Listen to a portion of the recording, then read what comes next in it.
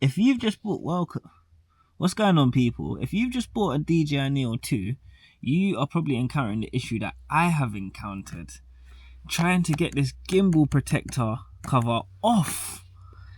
It's confusing. The amount of times I yanked it, pulled it until I felt like I was gonna rip off the actual fuselage of the aircraft. Now, to remove it, it's so simple once you start flying the drone a lot more. Now, this video, I'm gonna help you so you saves you ruining the edges of your drone.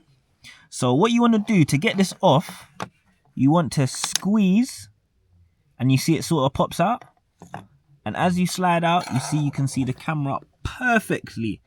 Now, one thing I must say about this gimbal protector, this is the main protection for your drone at the moment. I know this transceiver module seems a bit finicky, but it's drone is very strong. I sort of tested it into a wall, not at full speed, but I gave it a little fun, and it actually fell out the sky. And the only thing I found, that the prop guard sort of lifted up, but I managed to click those back in.